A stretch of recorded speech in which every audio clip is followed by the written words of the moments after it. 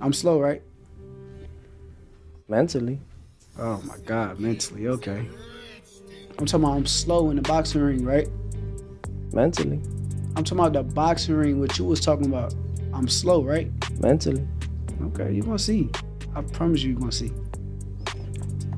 Teo, to Shakur's point, you seem to be the guy that rises to the level of your competition. When you were going against Loma, people felt you were the underdog. Josh Taylor, the same thing. And those are the fights where you really showcased your skills and abilities and upset the odds. Is this another fight where you're coming in there with that mentality to upset the odds? Just put him in front of me and I'll beat him. Not about the odds. It's about, I guess defining them. You define the odds.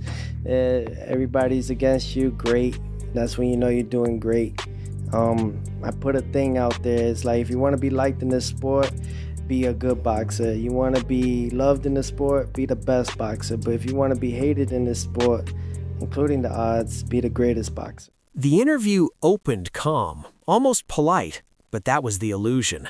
Under the table, the tension was doing push-ups. You could feel it the second they started digging into the past. Amateur days, early promotions, who got pushed first, who got left behind. Old memories resurfaced, and with them, old resentments. This wasn't nostalgia, it was unfinished business. And if you felt that tightness in the air, trust me, this was only the beginning. If you're locked in already, hit that like button, because this story turns fast. Yeah, I'm thinking, I don't know if it's 2011 or 2012 National Junior Olympics, or Junior National Golden Gloves. And I remember seeing him. He was wearing a white tank top. I think it was red and white trunks. And he was just whooping on dude bad. And that's when I noticed we were both cleaning up our divisions leading up to the finals. He ended up winning. I ended up, coming in second. Did you first become aware of Teo? It's so crazy. So like when I first kind of got aware of Teo, was probably before he even knew me. But I used to get on YouTube and I used to watch like the DMV fight, and I seen one of his fights up there and I kind of watched him.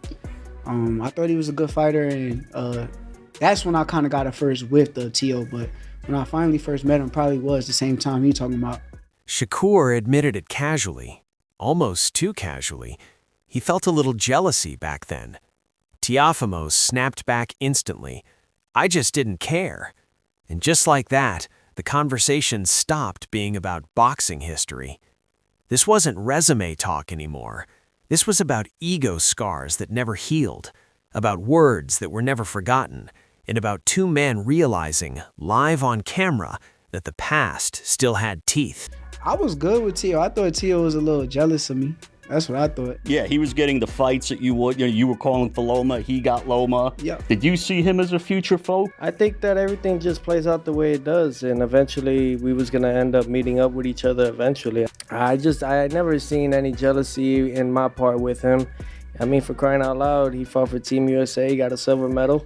And, not during them times though, and bro. The whole thing not was during them times. I'm speaking on the times where I felt like you had a push start. You got the you used to be ahead of me far as like ESPN only like black fighters and all that kind of stuff. And when you said that, I kind of felt like it was a shot at me. So I felt like it was a little bit of jealousy.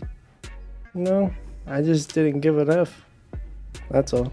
Cool. I just didn't give an F about it. Then Teofimo leaned in and said it. He talked about making Shakur quit, about knocking him out. You could hear the room tighten, like someone just locked the doors. Shakur didn't raise his voice. He didn't laugh. He went cold, calm, surgical, basically saying, "You really think I'm slow?" And that's one of those lines that sounds harmless now, but ages horribly by fight night. Because when confidence meets silence, something dangerous is loading. How do you feel when you hear a guy say he might not just stop you, but he might make you quit in the fight? Make me quit is crazy. Like, I don't got no quit in me, but it's cool. He's supposed to feel that way. Like, he's supposed to say the things that he's saying. He's not saying nothing out of the ordinary or something that I didn't expect. Only thing that I kind of took away, he got on a podcast, I want to say he said that I was slow.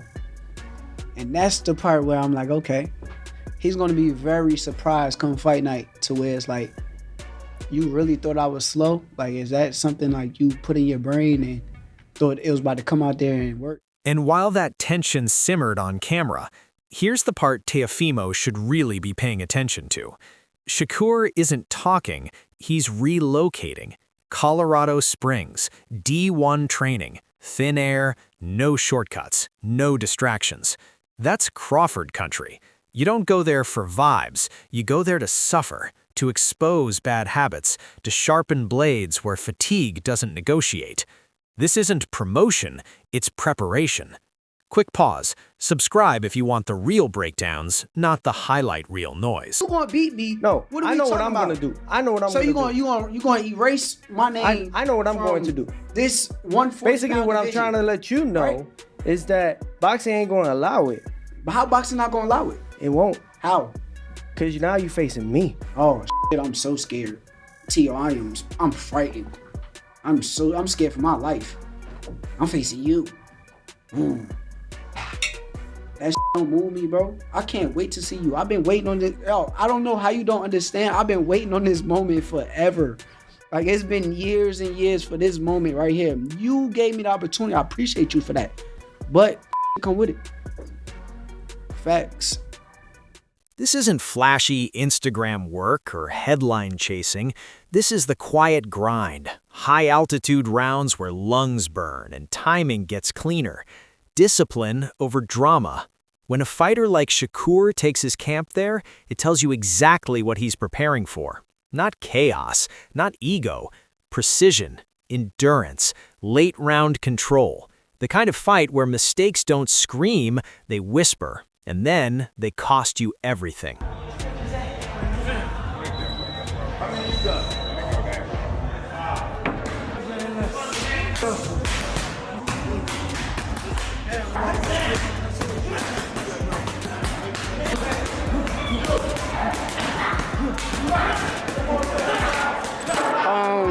It's all fun and games, man. We just in here having fun, joking around and letting them get some experience. You know, when you boxing, you gotta box in front of a lot of different people. So being that they in front of a lot of people right now, we kind of gassing it up, making it feel like it's an atmosphere of a fight. So I enjoyed it. That elevation work is about something deeper.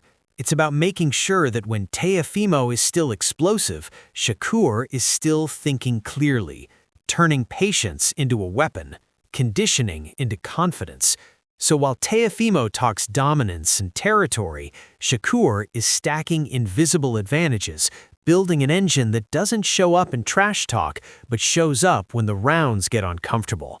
And that's the scary part, because when the talking stops, altitude doesn't care about height. Yeah. They got it. Let me see what that. That's good. I feel great. Sprints kind of be getting me right, get my conditioning right. Sometimes in a fight could turn into a sprint.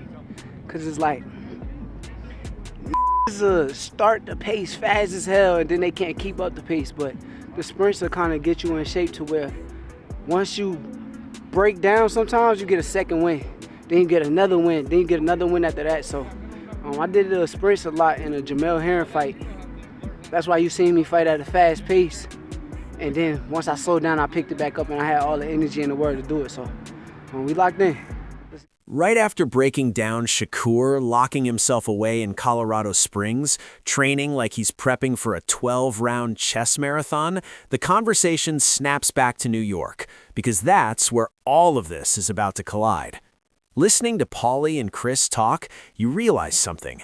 This is the grown man table now. No hype merchants, no echo chambers, just fighters who know exactly what Madison Square Garden does to your legs and your nerves. The Garden isn't just a venue, it's a stress test. For Shakur, it's validation. For Teofimo, it's gasoline. So far, it came going great. We about a month away from fight day. Everything going according to plan. Court look great, man, great. He getting the rounds in. Everything going according to schedule. We coming for the victory. You know, me as a trainer, I don't train to go the distance. I think that's wear and tear on the body.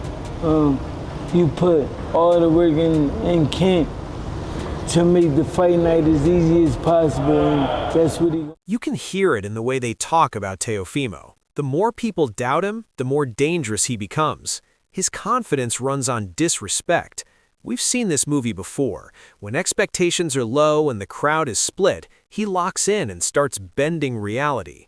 Shakur is the opposite energy. He doesn't need chaos. He needs clarity. He's the guy who shows up early, says nothing, and still aces the exam while everyone else is cramming. And that contrast is exactly why this fight feels different. Paulie calling Teofimo a real threat isn't disrespect, it's honesty. Teofimo is at his most dangerous when he's counted out. And this is going to be one of those fights where he's going to be counted out. Because Shakur is looked at by and large as the guy who can dominate boxing in this generation, right? It's just a matter of him getting the opportunity. I myself have felt that he's the guy who could and should be dominating boxing if he gets the right matchups. But bro, this is one of the rare matchups, if not maybe the only matchup, where I feel like is a big threat here to Shakur. Yes, Shakur might be the cleaner, more consistent fighter, but Teofimo is the rare variable that doesn't behave predictably. He rises to moments in ways that mess with logic, timing, and betting slips. And New York itself is part of the fight. This isn't Vegas, controlled, polished, predictable. This is MSG, where boos feel personal and cheers feel like pressure. Teofimo hears that noise and turns it into fuel. Shakur hears it and tunes it out like background static. Two operating systems, one ring.